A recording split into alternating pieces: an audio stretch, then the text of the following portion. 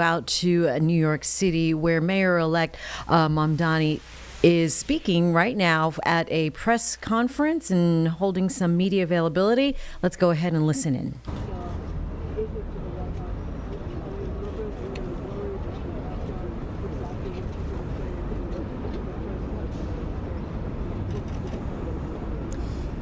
This is an opportunity to make the case for New Yorkers, and it's a case that reflects what New Yorkers are having to live through at this time. When we speak about an affordability crisis, we're speaking about 1 in 4 New Yorkers living in poverty, 1 in 5 struggling to afford $2.90 to ride the bus, New Yorkers for whom the daily acts of life are becoming increasingly harder to afford. And that's an opportunity I have to make the case to President Trump, to the White House, as to what it means to have to suffer through this affordability crisis and what it means to make it even more difficult to do so. Yeah, Jeff. I'm wondering, he called you a communist in the announcement, which seemed a little belittling. I'm wondering, are you concerned that this meeting will actually bear any sort of fruit, or whether it will be another opportunity for him to try to publicly and could you go into any specifics about what you specifically want to ask him, or any specific requests you have for the president in this meeting? I'm not concerned about this meeting. I view this meeting as an opportunity for me to make my case.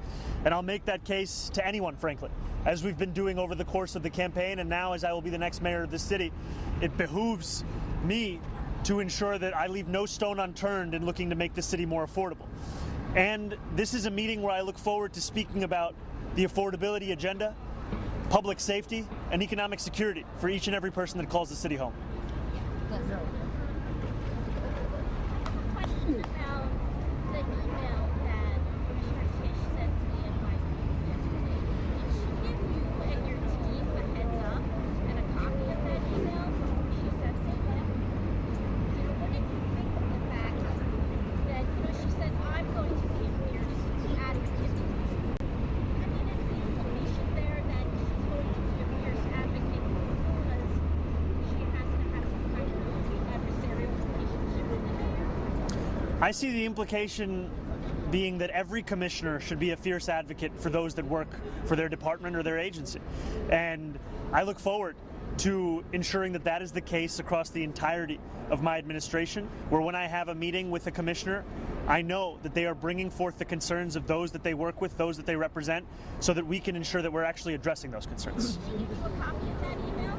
No. This was not a copy of an email that we needed because, frankly, we've been having discussions about the agenda that we share, and I'm not looking to micromanage every single person that works for me. I'm looking to trust them to do their job and know that ultimately I'll be responsible for the work that they and everyone in my city hall does.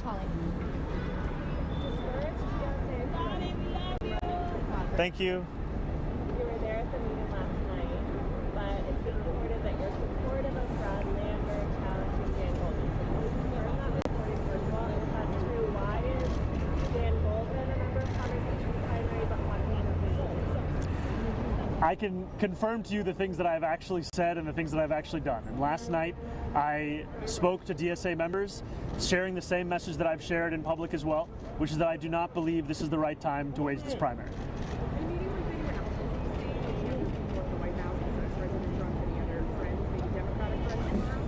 Right now, my plans are to meet with the president and make the case. As soon as I have any more information, I'll share it. You're ripping apart though in front of all the media because you love to have all the cameras in there. What are you gonna say? Are you gonna smile? You've got that smile. You're like, you try to maybe move a little bit. But what do you just kind of try to, like they said, embarrass you? It's your plan. You gotta have a plan, right? Well, I'll be ready for whatever happens. Yeah, right here.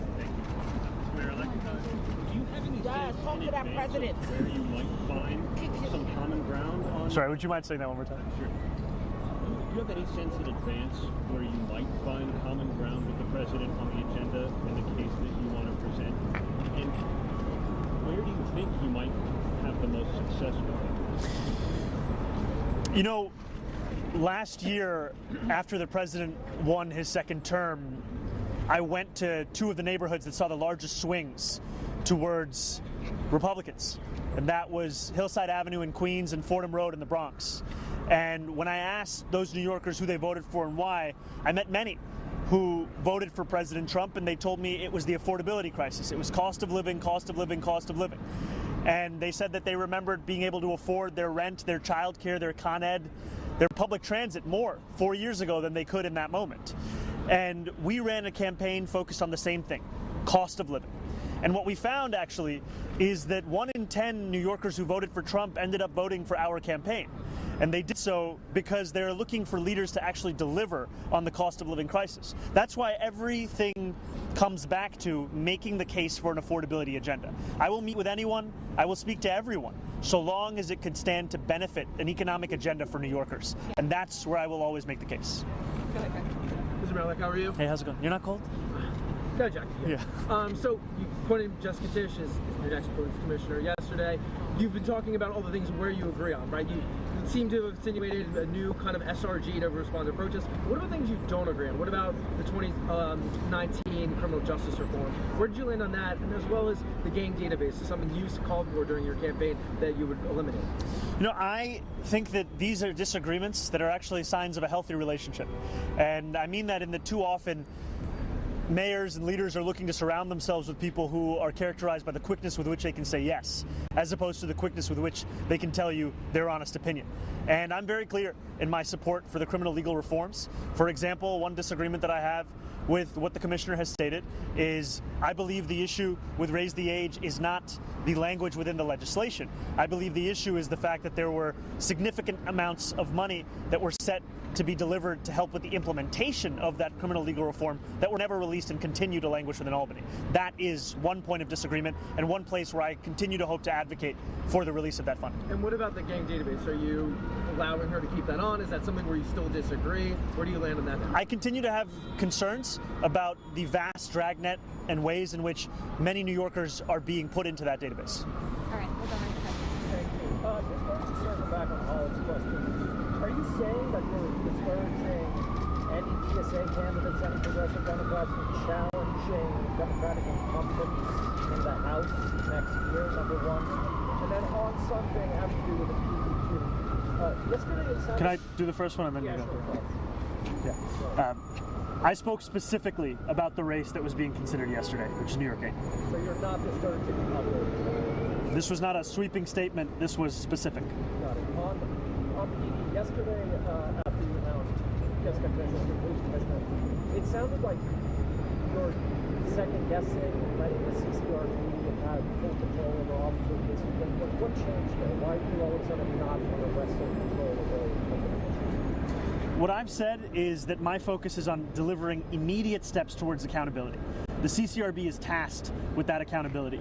And right now, we are seeing that petty politics and budget battles have rendered it all the more difficult for them to deliver that. In 2024, lack of funding led to the CCRB dropping at least 700 cases. And I've heard estimates from others that the number is actually, in fact, higher than that. What I am committing to is fully funding the CCRB immediately, such that we can ensure these days of these kinds of budget battles come to an end. You used to say, though, that you wanted the CCRB to have actual final say. It sounds like you no longer want that? No, what I believe is that the CCRB's recommendation should be taken seriously, and that we should ensure they're able to make those recommendations time and again, not having to worry about whether they have the funding to assess those cases. Yeah. So Donald How's it going? Trump has made it clear that he wants to mess with this. What's your plan going into the Oval Office tomorrow? Do you have a specific task that you're going to focus on, or is this just a peacemaking? This is a meeting to share the facts about the affordability crisis in the city, a meeting to speak about the importance of public safety and economic security. You know, when we speak about what New Yorkers are going through right now, they are facing a reality that they may have to leave this city. You know, I have met New Yorkers time and time again who, when I ask them where they live, they tell me it's other states. They tell me they live in New Jersey, they live in Pennsylvania, they live in Connecticut. That's because we've priced them out. And my intention is to make clear to the president what New Yorkers are having to live through right now and how important it is for us to deliver for those same New Yorkers. Plan to specifically ask about ICE, though? Stay out of New York? Like, the affordability is a little more esoteric, a little broader.